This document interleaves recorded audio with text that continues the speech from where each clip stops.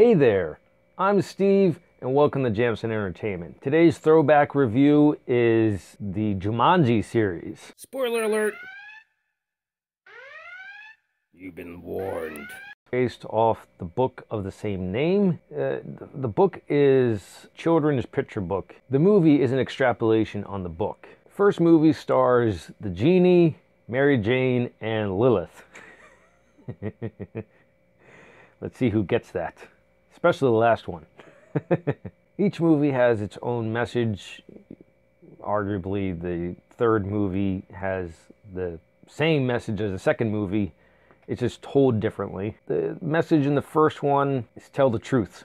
Pretty straightforward. Second one, a little more complicated than that. There's a friendship that needs to be reconciled in the second one, but there's also the acceptance of who people are as they are, who they are. And the third one is another friendship that needs to be reconciled. The second and third one also, with the same character, has to deal with accepting who you are, not just others, but who you are, and loving who you are. They do that again in the third one for some reason. I have more issue with that than I do with the plot of the friendship being reconciled twice, because they do it differently. First movie is in the mid-90s, I'm pretty sure. I remember reading the book as a kid and then being excited seeing it become a movie, especially the fact that Robin Williams was going to be in it, because he was all the rave back in the early mid-90s, especially for kids, because I'm relatively certain this is after he did Aladdin, and so we were very familiar with him and his comedic style, especially in children's films. So in the beginning of this film, Robin Williams' character is shown as a child in the, was it the 50s or the 60s? The 60s. The character's name is Alan Paris. His father owns a shoe manufacturing company, and Alan has the same issue that most main characters in 80s and 90s film had in kids movies, which was being bullied and not having the courage to stand up for yourself. And that's what his character learns. That's the other lesson, is to stand up for yourself. But the larger message in the first film is tell the truth. He has a childhood friend, I can't remember what her name is. I'm sorry about this. It's him and this little girl that are friends. She seems to be the only kid that accepts him for who he is, and they do play together. And he, at his father's manufacturing plant, they're doing construction there, and the Jumanji game is buried. So, okay, the first thing is the movie opens up with kids from like the 1800s. They must have finished the game, and then after they finished the game, they decided to bury it. That's a reoccurring thing in all of these, to make sure no one gets involved in the game ever again, because it is a very dangerous game. Well, the game calls out to people by these tribal drums, and it seems like only children or people that are very imaginative can hear it, as you'll learn later especially in the third movie. So Alan takes the game from the construction site and brings it home, and his friend comes over, and they noticed right away that the game is very different from all other board games. The pieces are locked in place. The players don't move the pieces. When you roll, the game knows what it is. So if you rolled a 6, the game then moves the character that you picked 6 spaces. There's this kind of like 8-ball thing in the middle where after you reach your spot on the board, it reads out to you your consequences or your challenge. Alan's character rolled a 5 or an 8, and he gets sucked into the game. It scares the living daylights out of his friend, and she runs away, and she comes up with the story that his parents killed him instead of trying to tell the truth, because truth is stranger than fiction.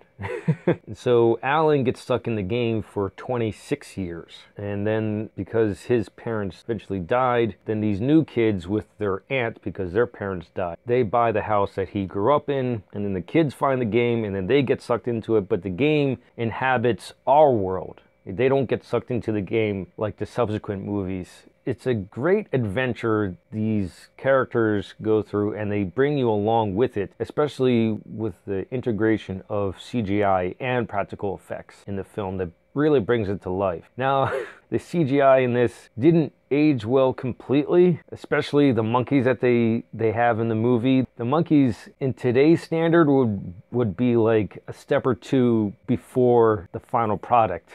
There are some parts where it's really convincing, especially there's a stampede in this film that keeps on showing up every now and then, and that looks really good, probably because it's not really up close. It's far enough away where it really does trick the eye. It looks like there's a stampede of animals on the screen, especially how they integrated the CGI with practical effects. It's kind of amazing how we didn't continue doing that. A lot of films at the beginning of the CGI era did combine them with practical effects, and at some points it just kind of got away from us and we relied too much on CGI. But that's a topic for another time. Actually, it's going to be part of what my next podcast is going to be about, is technology. And then I think Jumanji Welcome to the Jungle takes place 20 years after. Relatively certain it's 20 years after, because when they tell this story, now there's a new kid that,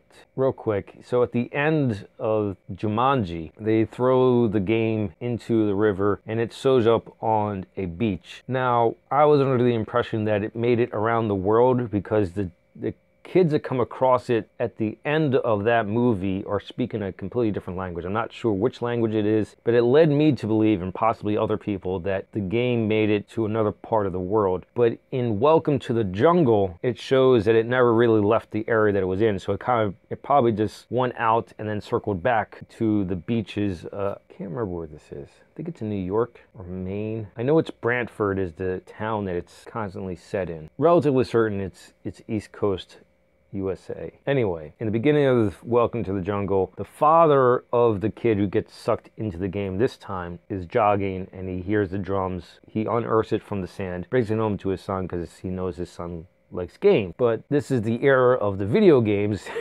and he's playing on the almighty PlayStation 1 and the kid has no interest in the game whatsoever. He feels he has outgrown board games. But Jumanji is self-aware to an extent, and it kind of figures that the kid won't play the game unless it upgrades. And so it does. It goes from being a board game, which it still maintains its board game, because the kid just wakes up the next day and he is curious about the board game to an extent because this came out of nowhere and it's nothing like he's ever seen before. So he opens it up and there's a game cartridge inside, which is interesting. I just thought of this. It'll be interesting to see, because it looks like they might make more Jumanji games, if they did a combination of the board game and the video game, or because the video game is so destroyed by the end of the third film, well, they kind of leave it open. And it would be interesting to see them going back to the board game, is what I'm coming down to. But the kid picks up the cartridge and puts it into an older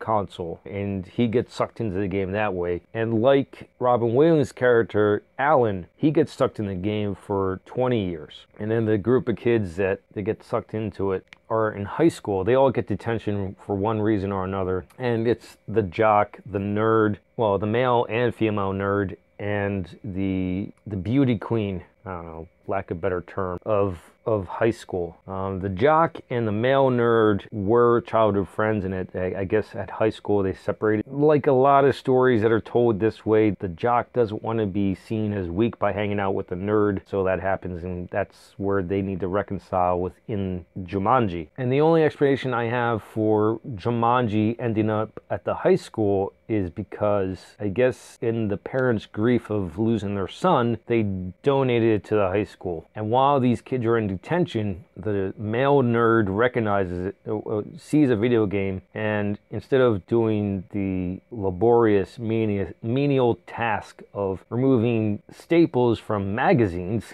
the four of them get sucked into the game. And that's where the movie really takes off. I was actually worried about this movie because I have the same worry about any remake or reboot, or in this case it's a revisit, because it's not a reboot or a remake, because they do, I won't give too much away, but they do mention Alan's character in this movie. When the 4 teenagers go into Jumanji, they become Dwayne Johnson, Kevin Hart, Karen Gillan, and Jack Black, and it's extremely funny. Dwayne Johnson has to play a dweeb, and I haven't seen all of his movies, so for me, this is the first time I've seen him play a dweeb, and it's hilarious to see a guy like Dwayne Johnson play someone who's not sure of themselves, and to become sure of themselves throughout the rest of the movie. And Jack Black has to play a teenage girl, so there's a lot of jokes that are there too. And Kevin Hart is just he's just hilarious. Absolutely hilarious. And Karen Gillan, I haven't seen her in much. I've seen her in Jumanji, and I've seen her in the Marvel films. That's all I know her from. And in the third film, it's more or less a repeat of the second film, because the focus of the 2 newer films, at least in the game of Jumanji, there is this Jamsin, that's a gem, and they had to get the gem from the bad guy, or keep it from the bad guy, and bring it back to where it belongs. That's a very basic plot of the game part of Jumanji in Welcome to the Jungle and Next Level. What makes Next Level funny is, again, the video game characters being portrayed, so it's actors acting within acting. That's what makes Welcome to the Jungle and Next Level so great, because they're not just, in Next Level, they're not just Dwayne Johnson playing the male nerd, and Kevin Hart playing the jock, or Jack Black being a teenage girl, or Karen Gillan being a female nerd and a action hero body. Now you have Danny DeVito and Danny Glover inhabiting the bodies. Danny DeVito's inhabiting Dwayne Johnson, and Danny Glover's inhabiting Kevin Hart. And it's interesting and funny, especially Danny DeVito, and Danny Glover, but Danny DeVito more so, because Danny DeVito is like probably 4 foot nothing, and Dwayne Johnson's like 6'4", and there's just a lot of comedy that can be played there. And Danny Glover, I love one of his very first questions when he makes it into Jumanji. Kevin Hart as Danny Glover, it gets me every time I watch it. Did I die and become some small muscular Boy Scout? The one issue I have with one of the messages in Next Level, so you learn that Danny Glover is in that character's real life, is dying of something, and he decides to stay in the game. And one of the playable characters in the game in Next Level is now a horse, and at some point the characters switch and Danny Glover becomes a horse. He decides that instead of going back and facing the harsh truth of life that we all die, he decides to stay in the game as a horse, where he supposedly will never die. He still has 3 lives like everyone else in the 2 movies that came out after Robin Williams' movie. So I don't know. It sends a bad message to kids. It says you can run away from your problems, and I don't agree with that. It would have been a stronger message if he faced his mortality and exited, and they'd have some kind of a touching scene or something like that. Again, in this one, there's the friendship reconciliation, and this time it's between Danny DeVito and Danny Glover's characters, and that's explored far more than in Welcome to the Jungle. They do a much better job of the friendship reconciliation in Next Level than they do in the previous film. I'm open to a 4th film. I'm not quite sure what they're going to do. I mean, they definitely left it open for a 4th film the way they ended it. I don't know when it's going to come out. These movies have come out a few years apart from each other, so maybe next few years we'll get Jumanji subtitle.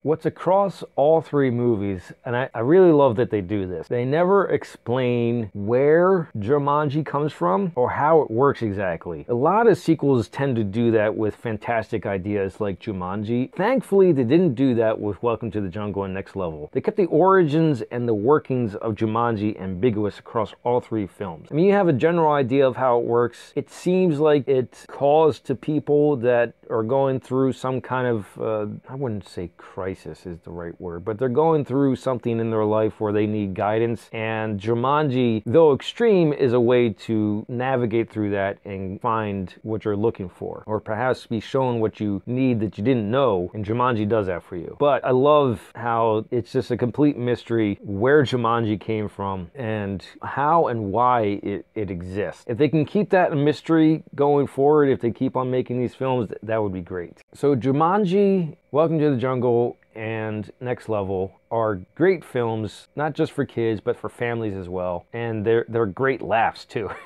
Surprisingly, the sequels have more laughs in them than the Robin Williams one, mostly because I don't think Robin Williams was given as much latitude as other projects he's possibly been on.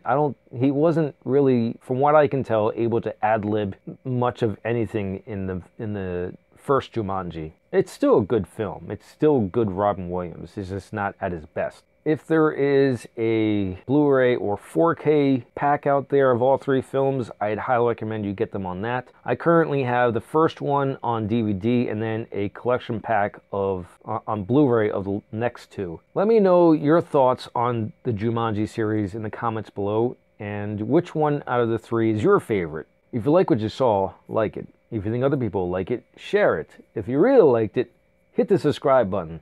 Thank you for watching, and live your imagination.